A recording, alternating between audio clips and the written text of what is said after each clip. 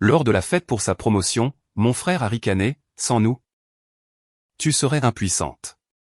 Tout ce que tu sais faire, c'est cuisiner. Maman a poussé un papier sur la table. Signe ici et reste loin de cette famille. J'ai signé calmement. Le lendemain, il est arrivé au travail accueilli par des chuchotements choqués. Tu n'as vraiment pas vu le nom du nouveau propriétaire? Son visage a pâli. Je m'appelle Maya Hart. J'ai 28 ans. Et la nuit où mon frère a célébré sa promotion fut la nuit où ma famille a finalement dit à voix haute ce qu'elle m'avait appris à croire pendant des années.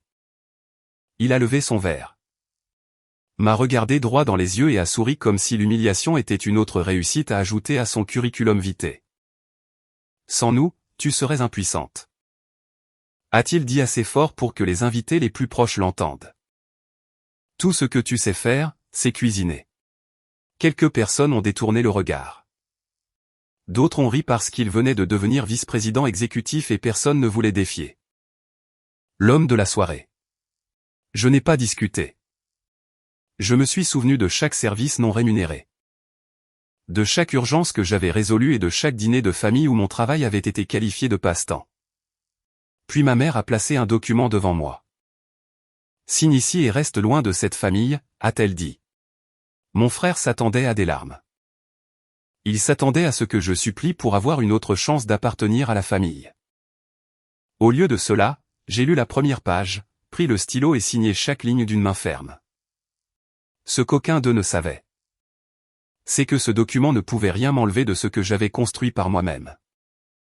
Ce qu'ils ne savaient pas non plus, c'est qu'avant d'entrer à cette fête, j'avais finalisé la transaction la plus importante de ma vie. Le lendemain matin, mon frère est entré au siège de l'entreprise en s'attendant à des félicitations. La conversation a cessé. Les employés le fixaient. Quelqu'un près des ascenseurs a murmuré, « Tu n'as vraiment pas vu le nom du nouveau propriétaire ?» Il a ouvert l'annonce sur son téléphone. Son visage a pâli. Et quand les portes de l'ascenseur se sont ouvertes, je me tenais de l'autre côté. Avant de vous raconter comment une seule signature a tout changé. Dites-moi quel temps il fait là où vous êtes. Est-ce que cela correspond à votre humeur aujourd'hui? Je suis curieuse de voir jusqu'où l'histoire de Maya voyagera. La vérité était que ma signature à la fête n'avait pas lancé le plan. Elle avait simplement mis fin à mon hésitation. 18 mois plus tôt, je me trouvais dans la cuisine de mon petit studio de traiteur lorsque ma meilleure amie, Olivia Grant, m'a demandé pourquoi je continuais à laisser ma famille croire que je survivais à peine. À cette époque, le studio n'était que la partie visible de mon entreprise. J'avais commencé par préparer des dîners privés. Mais j'ai vite découvert que les restaurants et les sociétés événementielles perdaient d'énormes sommes d'argent à cause d'achats chaotiques, de fournisseurs peu fiables et de gaspillage. J'ai construit un système qui mettait en relation les cuisines avec des fournisseurs régionaux fiables. Puis j'ai engagé des développeurs pour transformer mes feuilles de calcul en une plateforme d'approvisionnement. 3 groupes hôteliers l'ont adopté. Un distributeur national a investi. En 4 ans, AdTable Solutions opérait dans 11 États. J'ai gardé mon nom hors des communiqués de presse parce que je préférais les salles de négociation aux photographies et parce que chaque fois que je mentionnais un progrès à la maison, mon frère trouvait un moyen de le faire paraître insignifiant. Son nom était Ryan. Il avait 5 ans de plus, était élégant, charmant et complètement dépendant du fait d'être perçu comme la personne la plus réussie dans n'importe quelle pièce. Quand j'ai ouvert mon premier studio, il l'a appelé un joli projet de cuisine. Quand j'ai embauché mon 50e employé, il m'a demandé si je faisais toujours la vaisselle moi-même. Ma mère, Laura, riait parce que l'approbation de Ryan était devenue le système météorologique de notre famille. S'il était content, tout le monde se détendait. S'il se sentait menacé, quelqu'un d'autre devait devenir le problème. Habituellement, cette personne, c'était moi. Je ne le détestais pas à l'époque. C'est ce qui a rendu la trahison plus difficile. Des années plus tôt, alors que Ryan essayait d'entrer dans l'industrie hôtelière, je l'avais présenté à 2 directeurs des achats qui l'ont ensuite recommandé pour un poste de direction chez Nordstar Guest Service. J'ai relu ses présentations. corriger ses modèles de coûts et passer une fois un week-end entier à reconstruire une proposition qu'il avait presque ruinée. Il a obtenu la promotion. J'ai reçu un texto disant « Je savais que j'y arriverais ». Avec le temps, il a cessé de demander de l'aide et a commencé à l'apprendre. Des idées que je mentionnais lors des dîners de famille apparaissaient dans ses présentations d'entreprise. Les contacts de fournisseurs que j'avais développés ont commencé à recevoir des appels agressifs de son département. Quand je l'ai confronté, il a souri et a dit que les bons hommes d'affaires savaient reconnaître les opportunités. Je me suis retiré, non pas parce que j'étais faible, mais parce que j'étais occupé à construire quelque chose qu'il ne pouvait pas voir. Puis Nordstar a commencé à s'effondrer sous les dettes. Sa société mère s'était développée trop rapidement.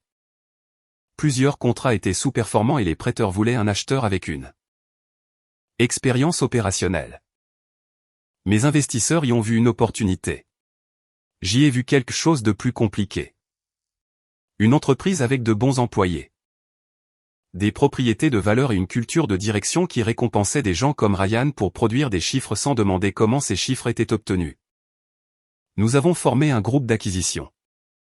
Ethan Cole, l'avocat qui s'était occupé de l'expansion de mon entreprise, dirigeait l'équipe juridique. Pendant 6 mois, nous avons examiné les états financiers, les accords avec les fournisseurs et les rapports de risque internes sous une stricte confidentialité. La promotion de Ryan avait été approuvée avant la vente. En grande partie parce qu'il s'était attribué le mérite d'une amélioration soudaine des marges. Le conseil d'administration a programmé sa célébration le dernier soir avant le transfert de propriété. J'avais prévu d'y assister, de le féliciter poliment et de partir. Puis Ethan m'a montré une note de diligence raisonnable préliminaire liant la division de Ryan à des scores de fournisseurs modifiés et à des examens de conformité ignorés. Ce n'était pas suffisant pour l'accuser, mais c'était assez pour me faire observer attentivement. À la fête, j'ai entendu Ryan dire à un directeur qu'une fois l'acquisition conclue, les nouveaux propriétaires seraient trop inexpérimentés pour comprendre d'où venait la vraie valeur. 10 minutes plus tard, il se moquait de moi devant ses collègues. Puis Laura m'a tendu l'accord de séparation familiale que Ryan l'avait persuadé de préparer. Il stipulait que je ne ferais aucune réclamation sur les biens de mes parents et que je cesserais de contacter la famille sauf sur invitation. C'était cruel, mais c'était aussi révélateur. Ils avaient décidé que j'étais jetable au moment exact où Ryan se croyait intouchable. Dehors, Olivia a répondu à mon appel avant la 2e sonnerie. Je lui ai raconté ce qui s'était passé, puis j'ai admis que mes mains tremblaient. « Veux-tu que je vienne ?» a-t-elle demandé. « Non, ai-je dit. Je veux que tu me dises si je suis sur le point de prendre une décision pour la bonne raison. » Elle est restée silencieuse un moment. « Le poursuis-tu parce qu'il t'a embarrassé ou parce que tu as trouvé quelque chose qui pourrait nuire à d'autres personnes ?» Cette question m'a arrêté. La vengeance seule m'aurait rendue imprudente. L'épreuve exigeait de la discipline. J'ai regardé l'accord signé dans ma main et j'ai compris que je ne pouvais plus mélanger les deux. Je vais protéger l'entreprise, ai-je dit. Et si la vérité détruit la version de Ryan que tout le monde vénère? Je ne protégerai pas cette version. Avant de dormir, j'ai envoyé un courriel d'une seule phrase à Ethan. Procéder à l'annonce du matin et préserver chaque dossier lié à la division de Ryan. Le lendemain ne serait pas une attaque surprise. Ce serait le premier test pour voir si je pouvais séparer la justice de la colère que ma famille avait méritée. Quand les portes de l'ascenseur se sont ouvertes, Ryan m'a regardé comme si le bâtiment s'était réorganisé pendant la nuit. 2 chefs de département se tenaient derrière lui, faisant semblant de ne pas écouter. Je suis sorti avec Ethan à ma droite et le directeur général sortant à ma gauche. Le regard de Ryan est passé de mon visage au badge de visiteur accroché à ma veste. Puis à l'annonce d'acquisition qui brillait sur son téléphone. En haut, il y avait les mots « Table Capital finalise l'achat de Nordstar Guest Service ». En dessous, il y avait mon nom. « C'est une blague », a-t-il dit. J'avais imaginé ce moment pendant les heures d'insomnie après la fête. Dans certaines versions, je sortais une réplique parfaite et le regardais s'effondrer. En réalité, j'ai senti le vieil instinct de me justifier. De rendre mon succès moins menaçant pour qu'ils ne me punissent pas pour cela. J'ai laissé passer cet instinct. La réunion générale du personnel commence dans 9 minutes, ai-je dit. Tu devrais y être. Ryan nous a suivis dans l'auditorium où des centaines d'employés remplissaient les sièges tandis que d'autres se joignaient par vidéo. Je me suis présenté comme la fondatrice de Adtable Solutions et l'associée directrice du groupe d'acquisition. J'ai expliqué que nous n'avions pas acheté Nordstar pour la démanteler. Nous avions l'intention de stabiliser ses finances, de protéger les emplois viables et de reconstruire la confiance avec les fournisseurs et les clients. Je n'ai pas mentionné la fête. Je n'ai pas traité Ryan d'inutile. L'absence de vengeance personnelle le rendait plus mal à l'aise que n'importe quelle insulte n'aurait pu le faire. À la fin de la présentation, Ethan a annoncé un ordre de préservation standard couvrant les communications de la direction, les dossiers de contractualisation et les dossiers d'examen des fournisseurs. Aucun document ne devait être supprimé ou modifié pendant la transition. Ryan s'est levé. Cette entreprise est-elle traitée comme une scène de crime? A-t-il demandé, projetant de la confiance pour la salle. Ethan a répondu avant que je ne le puisse. Elle est traitée comme une entreprise sous nouvelle direction. Quelques employés ont baissé les yeux pour cacher leur réaction. Après la réunion, Ryan m'a acculé dans une salle de conférence. Tu as acheté l'entreprise à cause de moi, a-t-il exigé. Tu penses honnêtement que le monde tourne entièrement autour de toi, ai-je demandé. Sa mâchoire s'est crispée. Il m'a accusé de cacher de l'argent à la famille, d'humilier notre mère et d'utiliser des investisseurs pour organiser une embuscade puérile. J'ai écouté jusqu'à ce qu'il pose enfin la question sous-jacente à toutes les autres. Que advient-il de ma promotion? J'ai posé un dossier sur la table. Votre nomination est temporairement suspendue pendant que l'équipe de transition examine les affirmations de performance qui la sous-tendent. Il a ri une fois, trop fort. Tu ne peux pas faire ça. Le conseil l'a approuvé ce matin. J'ai vu l'incrédulité se transformer en calcul. Il a changé de ton, me rappelant que nous étions frères et sœurs. Que les désaccords à la maison ne devaient pas affecter les affaires. Qu'il m'avait toujours poussé parce qu'il voulait que je devienne plus forte. La vitesse de la transformation m'a presque impressionné. L'homme qui m'avait banni de la famille 12 heures plus tôt voulait maintenant que la famille le protège d'un examen professionnel.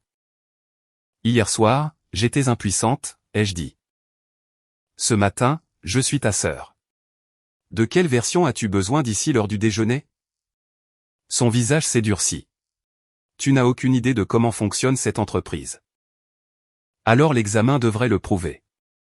Je suis parti avant qu'il ne puisse répondre.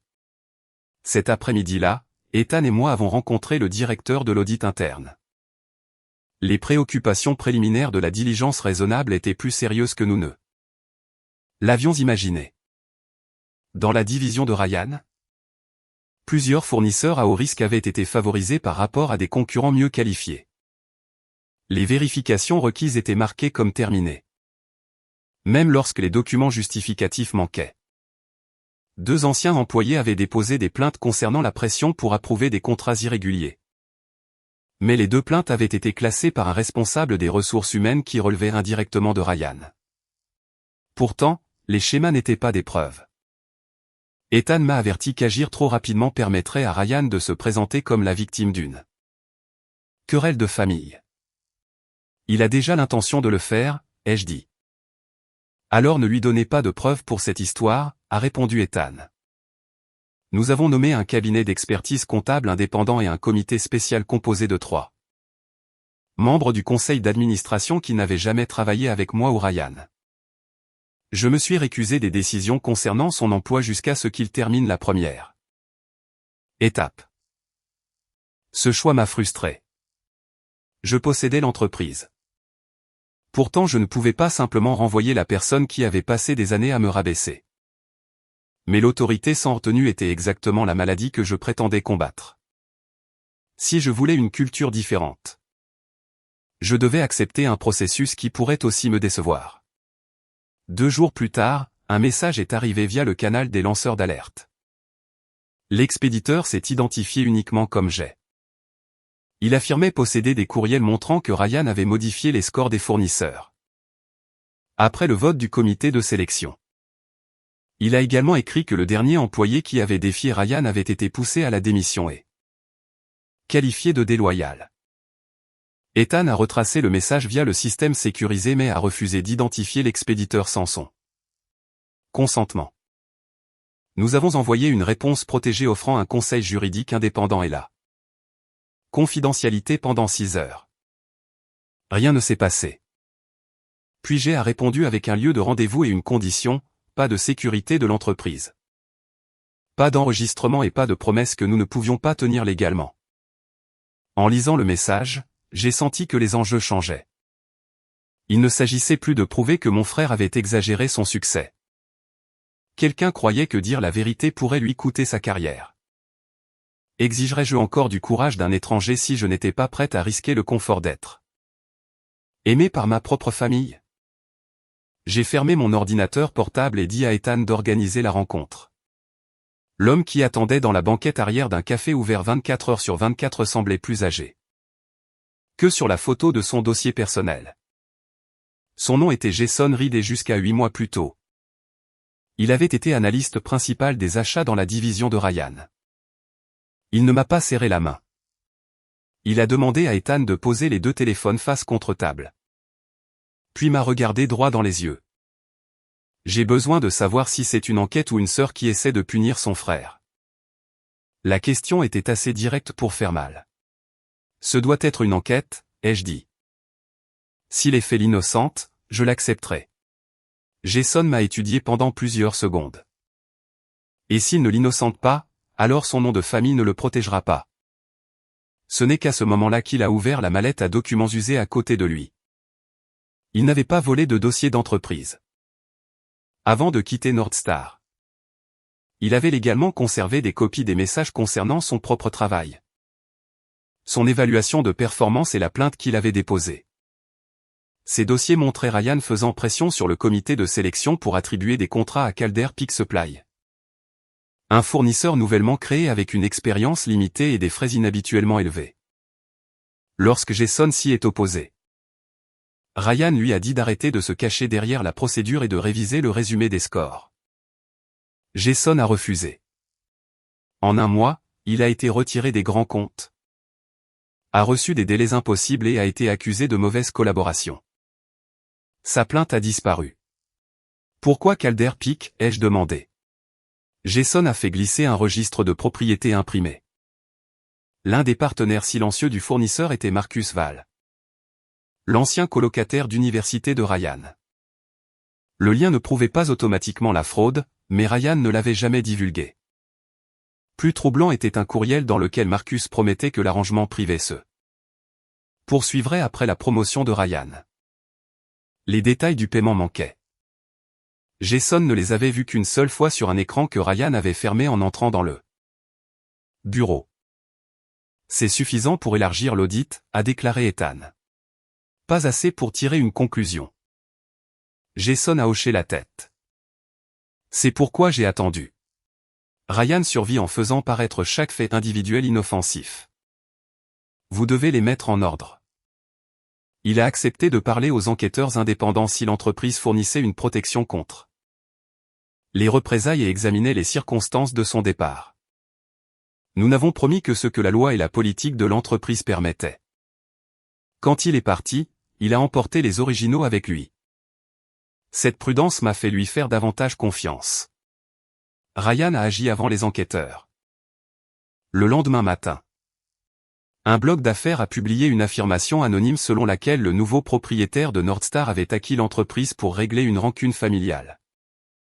L'article mentionnait la fête de promotion et me décrivait comme une entrepreneuse en restauration, sans expérience dans la gestion d'un groupe hôtelier complexe. À midi, 3 prêteurs avaient demandé des appels de réassurance. Le soir, Laura avait laissé cet message m'accusant de couvrir la famille de honte publiquement. Ryan a appelé une fois. Tu voulais une guerre, a-t-il dit quand j'ai répondu. Maintenant tout le monde va voir qui tu es vraiment. J'ai failli répondre avec toutes les phrases cruelles que j'avais gardées pendant des années. Au lieu de cela, j'ai demandé, As-tu divulgué des informations confidentielles sur l'acquisition? Il a ri et a raccroché. Le comité spécial m'a conseillé de ne pas parler publiquement pendant la durée de l'examen. Le silence était stratégiquement correct, mais émotionnellement brutal. Ryan l'a rempli avec sa version des événements. Il a dit à des parents que j'avais toujours été jalouse. Il a dit à d'anciens collègues que j'utilisais l'argent de l'entreprise pour enquêter sur un ennemi personnel. Il a même envoyé aux membres du conseil des photos de la fête comme si ma signature sur un document familial réfutait les dossiers de contractualisation. Pour la première fois depuis l'acquisition, 2 administrateurs se sont demandé si je devais rester impliqué du tout. Ethan ne m'a pas réconforté. Il a posé un bloc-notes jaune sur mon bureau et a tracé une ligne au centre. D'un côté, il a écrit famille, de l'autre entreprise. Chaque décision va dans une colonne, a-t-il dit. Si tu ne peux pas la placer nettement, tu ne la prends pas. Nous avons divulgué formellement le conflit familial. Soumis mon financement d'acquisition à un examen indépendant et autorisé le comité spécial à rendre compte directement au conseil d'administration. Je leur ai également donné l'accord de séparation que Laura m'avait fait signer. Non pas comme preuve contre Ryan, mais comme preuve d'un conflit qu'il devait évaluer. Puis je me suis retiré des entretiens avec les témoins. C'était comme rendre l'arme au moment où je voulais le plus l'utiliser. 3 jours plus tard, l'équipe d'expertise comptable a découvert que quelqu'un avait tenté d'accéder à des dossiers d'approvisionnement archivés après l'ordre de préservation. L'identifiant de connexion appartenait au compte exécutif de Ryan. Il a prétendu qu'un assistant l'avait utilisé. L'assistant a nié avoir ces identifiants. Le comité a placé Ryan en congé administratif payé et a désactivé son accès au système. Ce soir-là, il est arrivé chez mes parents pendant un dîner auquel Laura m'avait exigé d'assister. Mon père, Daniel, était assis en silence tandis que Ryan faisait les 100 pas derrière sa chaise. Laura insistait sur le fait que nous pouvions tout arranger en privé. Maya peut mettre fin à l'enquête, a-t-elle dit. Ryan peut s'excuser. Nous pouvons revenir en arrière. Revenir à quoi, ai-je demandé. À prétendre que son succès compte plus que tout ce qu'il a écrasé. Ryan s'est penché sur la table. Tu penses que posséder des actions te rend puissante? Le conseil te renverra quand ils réaliseront que tu ne peux pas diriger cet endroit. J'ai regardé le document toujours plié dans mon sac. Hier, tu as dit à la presse que je n'étais pas de la famille. Ce soir, tu veux une solution familiale. Son expression a vacillé. Juste une seconde, j'ai vu de la peur. Puis il m'a pointé du doigt et a dit, quand tout cela s'effondrera. Ne t'attends pas à ce que quiconque ici te reprenne. Je me suis levé. Tu m'as déjà fait signer cette promesse. J'ai quitté la table intacte. Derrière moi, Laura a appelé mon nom, mais pour une fois, je ne me suis pas retourné. Le comité spécial a programmé l'audience du conseil pour le lundi suivant. À ce moment-là, les enquêteurs avaient reconstitué 6 ans de décisions d'approvisionnement, de messages de la direction et de calculs de bonus. L'avocat de Ryan a exigé que je sois exclu en raison de notre relation. J'ai accepté de rester à l'extérieur jusqu'à ce que le comité m'appelle comme témoin factuel. Cette décision lui a refusé la scène qu'il voulait. Une sœur en colère assise en face de la table, désireuse de le détruire. Pendant les 2 premières heures, j'ai attendu dans une salle de conférence plus petite avec Olivia et j'ai écouté le mouvement étouffé au-delà du mur. Elle a demandé si j'avais peur qu'il soit innocenté. Une partie de moi l'est, ai-je admis, non pas parce que j'ai besoin qu'il soit coupable, mais parce que si tout cela n'était que de l'arrogance et un mauvais jugement, je devrais vivre avec ce que le combat a coûté. Olivia a secoué la tête. Le combat n'a pas créé les dossiers. Quand le secrétaire du conseil m'a finalement convoqué, Ryan était assis à l'extrémité de la longue table. Son costume coûteux était impeccable. Mais la confiance qu'il affichait à la fête avait été remplacée par quelque chose de fragile. Laura était assise derrière son avocat en tant qu'observatrice familiale. Elle avait choisi son camp si complètement que sa présence ne me surprenait plus. Le président du comité a commencé par une chronologie. Calder Peak Supply avait été créé 3 semaines avant que Ryan n'ordonne au personnel de Northstar de l'inclure dans un appel d'offres majeur. Son score initial le plaçait en 5e position. Après l'intervention de Ryan, 3 catégories ont été révisées sans note justificative, le propulsant à la première place. Les contrats qui en ont résulté ont payé à Calder Peak près de 30% de plus que des fournisseurs comparables. Les défaillances de service ont ensuite forcé les directeurs locaux à acheter des remplacements d'urgence, effaçant les économies que Ryan avait déclarées. Ces coûts supplémentaires avaient été transférés à d'autres budgets, permettant à sa division de paraître plus rentable et de soutenir sa prime de promotion. L'avocat de Ryan a qualifié les révisions de jugement exécutif légitime.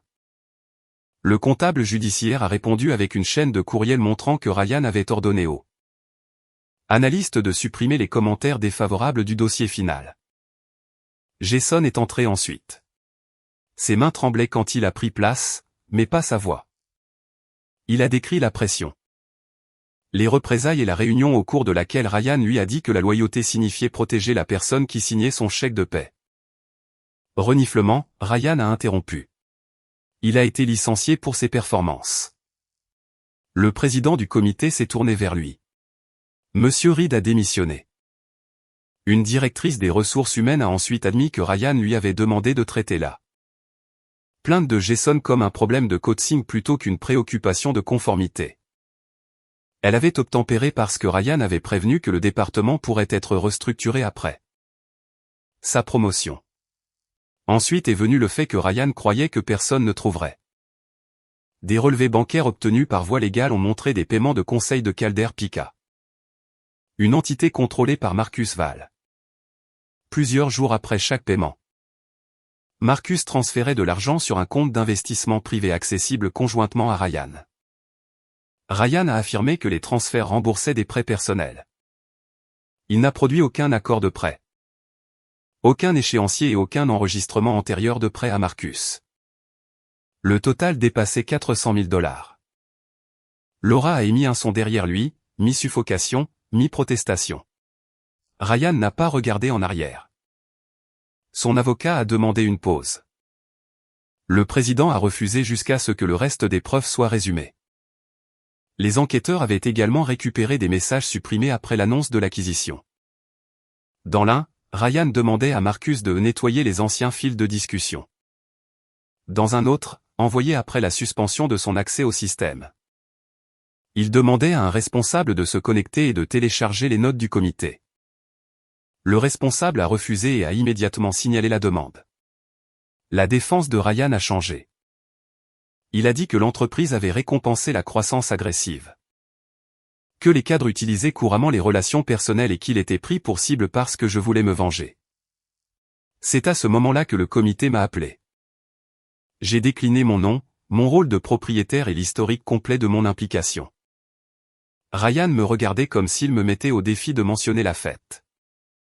Je l'ai fait, mais seulement pour expliquer quand j'ai pris conscience du conflit familial et pourquoi je l'avais divulgué. Avez-vous demandé aux enquêteurs de parvenir à une conclusion particulière? A demandé le président. Non.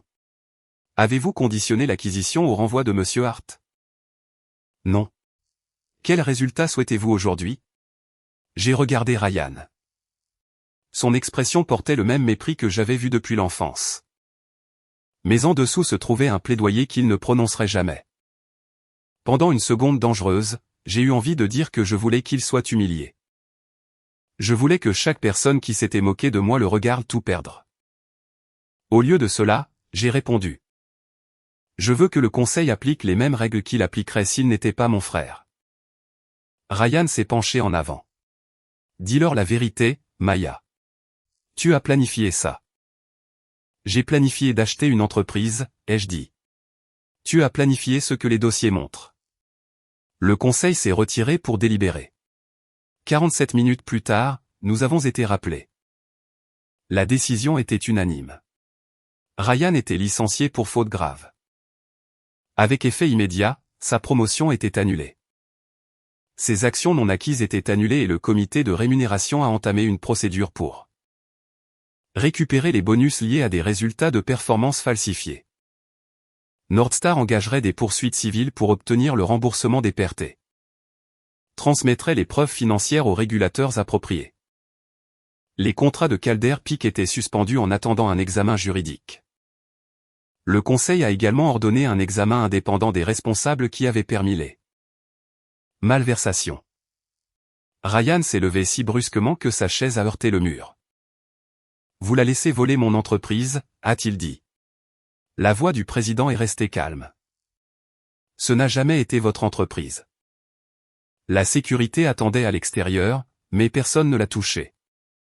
Il a retiré son badge d'accès et l'a posé sur la table. Le petit clic a semblé plus fort que ses cris.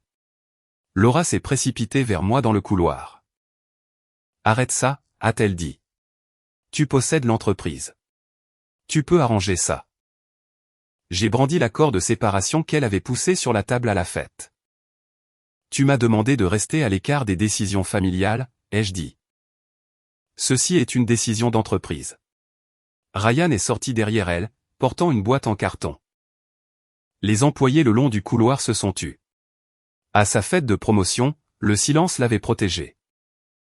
Maintenant, il le suivait pour une raison différente. Il m'a regardé une fois, attendant la pitié ou la rage. Je ne lui ai donné ni l'une ni l'autre. Les portes de l'ascenseur se sont refermées sur le titre qu'il avait valorisé plus que toutes les personnes qui l'avaient aidé à l'obtenir. Le licenciement de Ryan n'était pas la fin de l'histoire. C'était le moment où les conséquences cessaient d'être théoriques. En une semaine, la plainte civile de Nordstar a gelé le compte d'investissement contesté. Pendant que les avocats traçaient les transferts, le comité de rémunération a exigé le remboursement de ses 2 dernières primes de performance. Son association professionnelle a ouvert un examen éthique et 2 entreprises qui l'avaient invité à un entretien ont retiré leurs offres après avoir reçu la vérification de l'enquête. Marcus a cessé de répondre à ses appels. Calder Peak a blâmé Ryan dans sa réponse formelle. Les personnes qui avaient loué sa capacité de décision ont commencé à le décrire comme un cadre voyou qu'elle connaissait à peine. Je n'ai pas célébré chaque perte. Je l'ai enregistré. Il y avait une différence. La célébration aurait fait de son effondrement le centre de ma vie à nouveau. La documentation a permis à l'entreprise de réparer ce qui l'avait endommagé. Nous avons rétabli l'éligibilité de Jason à la réembauche et l'avons indemnisé dans le cadre d'un accord examiné par un conseil indépendant. Nous avons rouvert les plaintes d'employés classés, renvoyé le responsable des ressources humaines qui les avait enterrés et créé un comité des fournisseurs qu'aucun cadre seul ne pouvait contrôler. Plusieurs directeurs locaux nous ont montré où les achats d'urgence avaient mis à rude épreuve leur budget. Nous avons donc restauré ces fonds avant d'annoncer toute nouvelle expansion. Pour la première fois, j'ai compris que la vengeance était satisfaisante pour une nuit. Mais que la responsabilité exigeait des mois de travail peu glamour. Ryan a essayé de me joindre par l'intermédiaire de parents, d'anciens collègues et enfin de Laura. Elle est arrivée à mon bureau avec la même expression qu'elle utilisait chaque fois qu'elle voulait que l'obéissance ressemble à de l'inquiétude. Il risque de perdre sa maison, a-t-elle dit. Sa fiancée a rompu les fiançailles. Les gens ne retournent plus ses appels. J'ai demandé si elle avait lu le résumé de l'enquête. Je ne comprends pas tous ces détails financiers. Tu en as compris assez pour me tendre un document juridique à sa fête. Son visage s'est crispé. Elle a dit qu'elle voulait seulement la paix. Que Ryan l'avait convaincue que je jalousais la famille et que je pourrais contester leur succession. Qu'elle avait cru que signer mettrait fin au conflit. La paix pour qui, ai-je demandé. Elle n'avait pas de réponse. J'ai placé une copie de l'accord entre nous. Tu n'as pas demandé ce qui s'était passé. Tu m'as demandé de disparaître pour qu'il reste à l'aise. Laura s'est mise à pleurer, mais je ne me suis pas précipité pour la réconforter. Cela avait toujours été mon rôle assigné.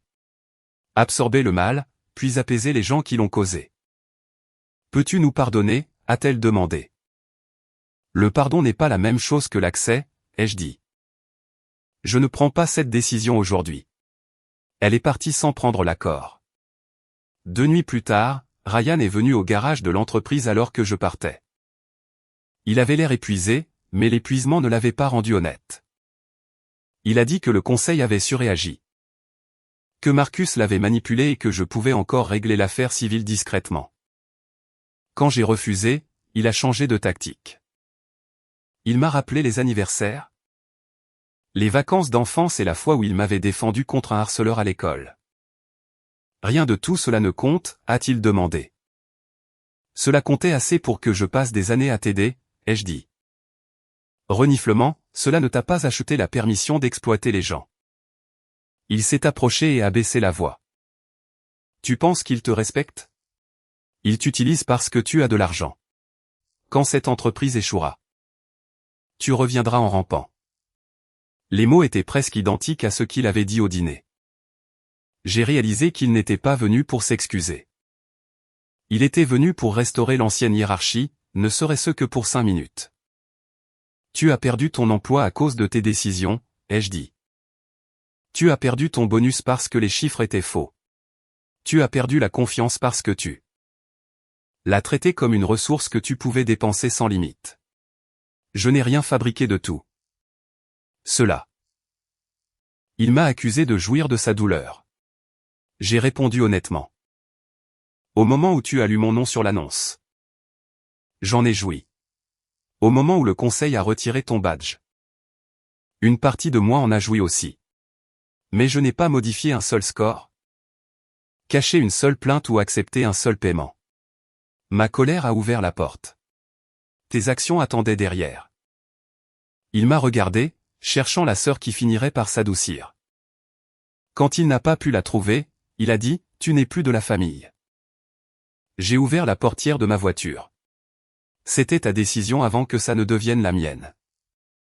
Le lendemain matin, son avocat a contacté Nordstar pour discuter des conditions de remboursement.